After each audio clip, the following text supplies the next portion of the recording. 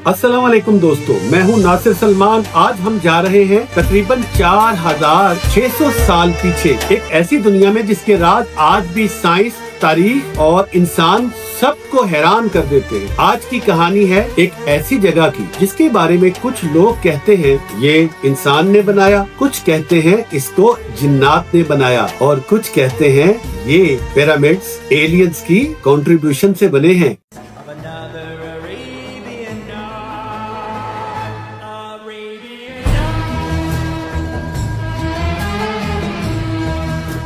आज के इस व्लॉग में हम आपके साथ डिस्कस करेंगे कि वो कौन कौन सी थ्योरीज हैं जो इसके हवाले से आप सब लोग जानते हैं और आपको मुख्तलिफ प्लेटफॉर्म से इसके मुतालिक में मालूमात दी जाती हैं। सबसे पहले वक्त का फासला समझे। ग्रेट पिरामिड्स ऑफ खुफू तकरीबन 2600 कबले मसीह में बने, यानी आज से तकरीबन 4600 साल पहले। इस बात के 4 बड़े सबूत दुनिया के माहिरीन देते हैं। कदीम मिस्रियों की किंग लिस्ट, एबिडॉस लिस्ट और टूटिन पापिरस, जो कि खुफू समेत 4th डायनेस्टी के बादशाहों को एक ही दौर में साबित करती है।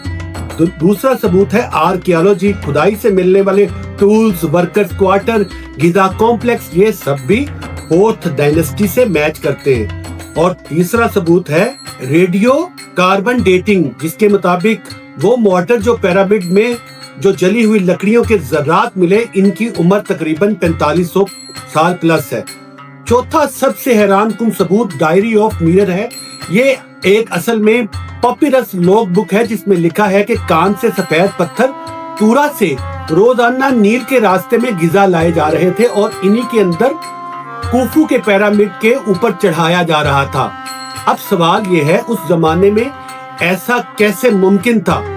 इसका जवाब 3 हिस्सों में मिलता है। हर हिस्सा अपनी जगह सवाल भी छोड़ता है। पहला नजरिया इंसानी ताकत और इंजीनियरिंग। इसके मुताबिक वुडन स्लेजिस के ऊपर पत्थर रखे जाते, रेत पर पानी छिड़काया जाता, बड़े रैंप्स बनाए जाते और हजारों लोग मिलकर पत्थरों को खींचकर ऊपर ले जाते। ये नजरिया टूल्स, रैंप्स के आसार और वर्कर्स के कब्रिस्तान की वजह से तकवीत पाता है, लेकिन कुछ सवाल भी छोड़ जाता है। इतने बड़े 70 टन के ग्रेनाइट के ब्लॉक कैसे ऊपर लेके जाए जा सके? कितने लंबे होंगे? रैंप तक कैसे इन्हें लाया गया होगा? और ग्रेनाइट S1 से गिजा बगैर व्हील के, बगैर आयरन बीम्स के वहां पर कैसे पहुंचे? अब दूसरा नजरिया है कि जो तो ये जिन्होंने बनाया, इसकी वजह यह है कुरान में जिन्नात की गैर मामूली ताकतों का जिक्र मौजूद है और हजरत सुलेमान के पास जिन्नों, हवाओं और जानवरों पर भी एहतियात था। मगर तारीखी टाइमलाइन कहती है कि हजरत सुलेमान तकरीबन 900 साल कबले मसीह में थे, जबकि पिरामिड 2600 साल कबले मसीह, यानी कि तकरीबन 1600 साल का फर्क है। तो अगर जिन्नात ने बनाया तो वो किसका था? और तारीख में किसी सिविलाइजेशन में ऐसा जिक्र क्यों नहीं मिलता? तीसरा नजरिया है alien advance civilisation energy theory. ये नजरिया इसलिए मशहूर हुआ कि पिरामिड नीचे से ऊपर तक अर्थ एनर्जी ग्रिड पॉइंट्स के साथ अलाइन है, यानी कि नॉर्थ, साउथ, ईस्ट, वेस्ट के साथ तकरीबन परफेक्टली अलाइनमेंट है, जो आज जीपीएस के साथ भी मुश्किल है। कुछ रिसर्चर तो कहते हैं कि ग्रेनाइट और लाइमस्टोन की प्रॉपर्टीज पाइजो इलेक्ट्रिक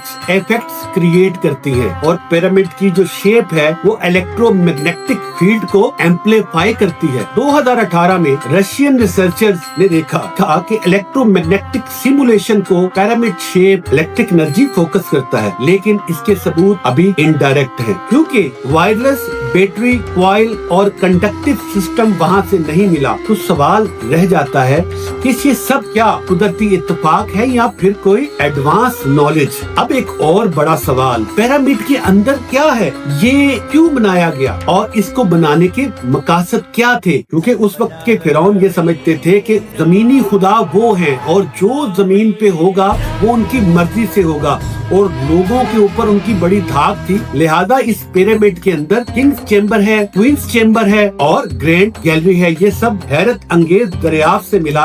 माउंट स्कैन से द बिग वॉइड 30 मीटर लंबा खुफिया हला। ये हला क्यों है? क्या ये स्ट्रक्चरल है या यहाँ पर कोई मजहबी रसूमात होती थी या कोई सीक्रेट चेम्बर जिसका मकसद अभी तक दुनिया नहीं जानती। लेकिन मैं जैसे आपको पहले बता चुका हूँ कि वो जो चौथा फिरौनों का दौर था उसमें आपको मैं पहले बता चुका हूँ वो अपने आप को जमीनी खुदा कहते थे और अपनी राया के ऊपर इस कदर ताकत के साथ हुकूमत करते थे कि वो अपनी शानो शौकत को दिखाने के लिए बहुत बड़ी बड़ी बिल्डिंग्स भी बनाते थे। अब बात आती है अंबिया अलैहिस्सलाम के अदवार की, ताकि कोई उलझन ना रहे। पिरामिड हजरत इब्राहिम अलैहिस्सलाम से जो उनका दुनिया के अंदर नज़ूल है उससे 600 साल पहले मौजूद थे। हजरत यूसुफ अलैहिस्सलाम से पहले तक वो मौजूद थे और हजरत मूसा जब दुनिया में आए उनसे 1300 से 1400 साल पहले तक भी पिरामिड मौजूद थे। यानी कि एहराम मिस्र हजरत इब्राहिम अलैहिस्सलाम से 600 साल पहले मौजूद थे, हजरत यूसुफ से 900 साल पहले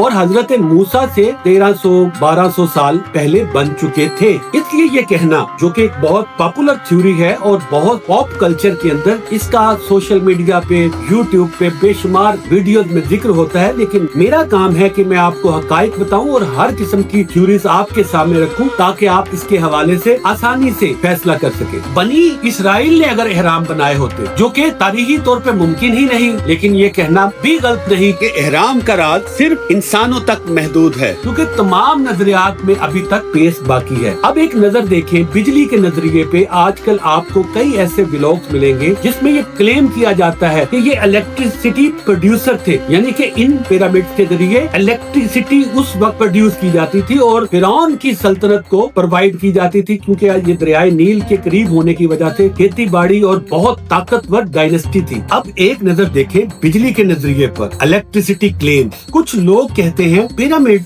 एंशिएंट पावर प्लांट से। डेंड्रा टेम्पलेट में एक कर्विंग है जिसे डेंड्रा लाइट बल्ब कहते हैं। ग्रेनाइट पाइजो इलेक्ट्रिक है, लाइमस्टोन कंडक्टिव लेयर्स रखता है और हो सकता है कि पिरामिड एक जायंट रेजोनेटर हो, लेकिन साइंस कहती है कि अभी तक कोई प्रैक्टिकल प्रूफ नहीं है। वहाँ से ना तो वायर्स मिली, ना कंडक्टर्स मिले, ना ही कॉइल्स मिले, लेकिन पिरामिड्स की शेप के इलेक्ट्रोमैग्नेटिक सिमुलेशन एनर्जी कनेक्शन एक दूसरे के साथ आपस में राब्ता जरूर दिखाते हैं। तो फिर सवाल यही रहता है, क्या ये सिर्फ इत्तेफाक है या कोई कदीम एडवांस इल्म जो वक्त के साथ खो गया? अब आखिरी हिस्से में मैं आपसे जो बात करना चाहता हूँ वो ये है, ये जगह आज कहाँ पर है और इसे हम कैसे देख सकते हैं, यहाँ पर हम कैसे जा सकते हैं? गीजा, पिरामिड्स ऑफ गीजा बुनियादी तौर पे कायरो से तकरीबन 20 से 25 किलोमीटर दूर है और अगर आप वहां जाना चाहते हैं तो वहां पर आप बस के जरिए, उबर या करीम के जरिए जा सकते हैं। इजिप्ट की एक मिनिस्ट्री जो इसकी देखभाल करती है और इसके अंदर जो खुदाई होती है, जो रिसर्च होती है, उसको भी